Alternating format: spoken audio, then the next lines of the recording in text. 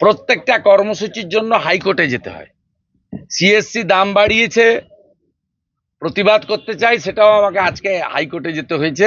High court বলেছে 22 নয়, পুলিশের আপত্তি আছে, 26-এ করুন।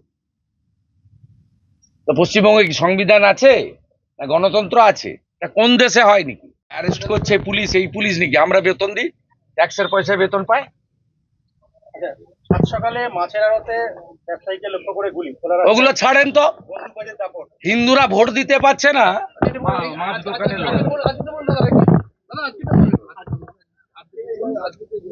এখানে পুলিশ আর তৃণমূল মিলিতভাবে বাইরে থেকে গুন্ডা এনে, চাকদার চাপড়া থেকে গুন্ডা এনে ভোটের আগের দিন বেছে বেছে হিন্দুদের বাড়ি ভেঙেছে, মেরেছে। আর ভোটের দিন দুপুরবেলা 12টা থেকে ব্যাপক তাণ্ডব হয়েছে, উল্টে ভোটারদেরকে পুলিশ গ্রেপ্তার করেছে। সেই দিন যেহেতু নির্বাচন বিধি ছিল, আমাদের ঢুকতে দেওয়া হয়নি। আমাদের ক্ষেত্রেই তো বিধি, ওদের ক্ষেত্রে বিধি চলে না। আমি এদের নিয়ে মহামান্য রাজ্যপালের কাছে গেছি, ভবিষ্যতে ইসিআই দিল্লিতেও নিয়ে যাব। আজকে এলাকাতে বাড়ি বাড়ি পায়রাডাঙ্গাতে পর্যবেক্ষণ করছে আমার সাথীদেরকে নিয়ে। তাদেরকে এই বার্তাটা দিতে এসেছি যে আমরা সাথে আছি, আর তাদের কাছে জানতে চেয়েছি যে এই লড়াই চলবে না সবাই আত্মসমর্পণ করে যাবেন। এখানকার সকলে বলেছেন মৃত্যু একবার হবে, দুবার মৃত্যু হয় না। আমরা এই স্বৈরাচারী মমতা ব্যানার্জির রাজত্বের অবসান করব। আর হিন্দুস্তানে থেকে হিন্দুদের ভোট দেওয়া হচ্ছে না, দিতে দিচ্ছে না।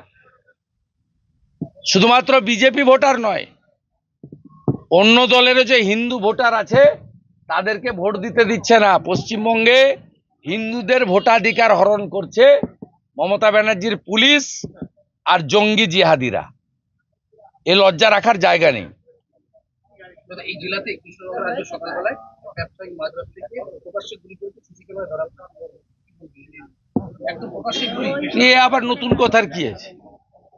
মেয়েদের চামড়া তুলে দিচ্ছে ধরে ধরে, মাছ ব্যবসায়ী আর কি। ভাঙড়ে জমি জালিয়াতির অভিযোগ, তৃণমূল নেতার বিরুদ্ধে এফআইআর। কোন গোষ্ঠীর? কোন গোষ্ঠীর দেখতে হবে তো। আর আবুলের গোষ্ঠীর লোক নিশ্চয়ই, ওই জন্য শকতে ফের করেছে। আর সালিশি মালদাতে আবার সালিশি নগর নামে লজ্জা, 4 ভাইকে বসিয়ে মারধরের অভিযোগ, তৃণমূল গ্রাম পঞ্চায়েতের প্রধানের বিরুদ্ধে অভিযোগ। যারা তৃণমূলকে ভোট দিচ্ছে তাদেরকে বলুন, আমাদের বলে লাভ নেই। এগুলো শুনতে শুনতে দেখতে দেখতে চোখ আর কান দুটোই পচে গেছে আমাদের, বলতে বলতে মুখ ব্যথা হয়ে গেছে। প্রত্যেকটা কর্মসূচির জন্য হাইকোর্টে যেতে হয়। সিএসসি দাম বাড়িয়েছে, প্রতিবাদ করতে চাই, সেটাও আমাকে আজকে হাইকোর্টে যেতে হয়েছে। হাইকোর্ট বলেছে 22 নয়, পুলিশের আপত্তি আছে, 26-এ করুন। তো পশ্চিমবঙ্গে কি সংবিধান আছে না গণতন্ত্র আছে? এটা কোন দেশে হয় নাকি? সবচেয়ে ভয়ঙ্কর জিনিস হচ্ছে হিন্দুদেরকে এখানে ভোট দিতে আটকাচ্ছে। এই হিন্দুদের হোমল্যান্ডটা দিয়ে গেছিলেন ডক্টর শ্যামাপ্রসাদ মুখার্জি। আর কৃষ্ণনগরের রানীমা 17ই আগস্ট এখানে স্বাধীনতা দিবস হয়, তিনি নদিয়াকে ঢুকিয়ে দিয়ে গেছেন ভারতে 18ই আগস্ট। আমি কৃষ্ণগঞ্জে আসি, গতবারে এসেছিলাম। আইন শৃঙ্খলা নেই, পুলিশকে জিজ্ঞেস করছেন না কেন? ভোটের লাইন থেকে ধরে নিয়ে যাচ্ছে পুলিশ। যারা চাপড়া থেকে এসে এখানে ক্যাম্প ভাঙলো, ইনাকে মারলো, তাদের বিরুদ্ধে এফআইআর নেই, তাদের গ্রেপ্তার নেই। আর ইনাকে মার খাওয়া লোককে চিকিৎসা না করিয়ে গ্রেপ্তার করা হচ্ছে। জঙ্গলের রাজত্ব বললে কম বলা হয়। এই জিনিস শেষ করতেই হবে, শেষ করতেই হবে। হিন্দুদের ঐক্যবদ্ধ হওয়ার আহ্বান জানাচ্ছি। অ্যারেস্ট করছে পুলিশ, এই পুলিশ নাকি আমরা বেতন দিই, ট্যাক্সের পয়সায় বেতন পাই? সাত সকালে মাছের আড়তে ব্যবসায়ীকে লক্ষ্য করে গুলি। ওগুলো ছাড়েন তো, হিন্দুরা ভোট দিতে পারছে না।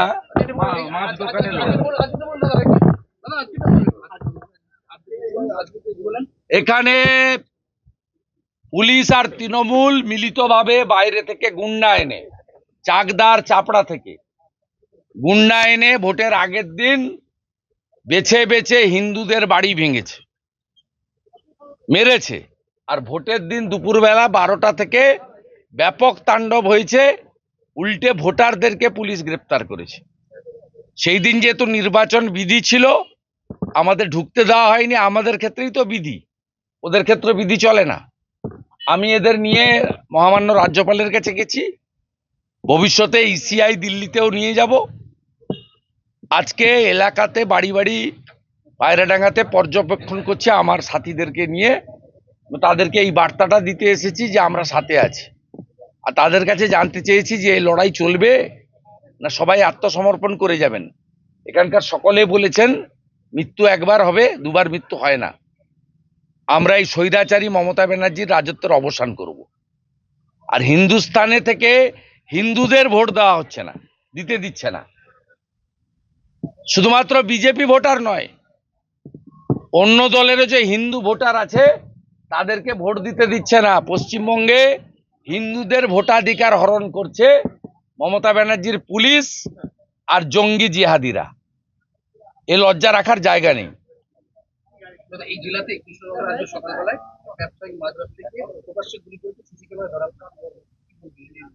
একদম প্রকাশ্যে গুলি। এ আবার নতুন কথার কি আছে?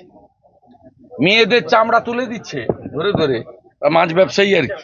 ভাঙড়ে জমি জালিয়াতির অভিযোগ, তৃণমূল নেতার বিরুদ্ধে এফআইআর। কোন গোষ্ঠীর? কোন গোষ্ঠীর দেখতে হবে তো। আরাবুলের গোষ্ঠীর লোক নিশ্চয়ই, ওই জন্য শকতে ফের করেছে। আর সালিশি মালদাতে আবার শালিশিনগর নামে লজ্জা, 4 ভাইকে বসিয়ে মারধরের অভিযোগ, তৃণমূল গ্রাম পঞ্চায়েতের প্রধানের বিরুদ্ধে অভিযোগ। তৃণমূল গ্রাম যারা তৃণমূলকে ভোট দিচ্ছে তাদেরকে বলুন, আমাদের বলে লাভ নেই। এগুলো শুনতে শুনতে দেখতে দেখতে চোখ আর কান দুটোই পচে গেছে আমাদের, বলতে বলতে মুখ ব্যথা হয়ে গেছে। প্রত্যেকটা কর্মসূচির জন্য হাইকোর্টে যেতে হয়। সিএসসি দাম বাড়িয়েছে, প্রতিবাদ করতে চাই, সেটাও আমাকে আজকে হাইকোর্টে যেতে হয়েছে। হাইকোর্ট বলেছে 22 নয়, পুলিশের আপত্তি আছে, 26-এ করুন। তো পশ্চিমবঙ্গে কি সংবিধান আছে না গণতন্ত্র আছে? এটা কোন দেশে হয় নাকি? সবচেয়ে ভয়ঙ্কর জিনিস হচ্ছে হিন্দুদেরকে এখানে ভোট দিতে আটকাচ্ছে।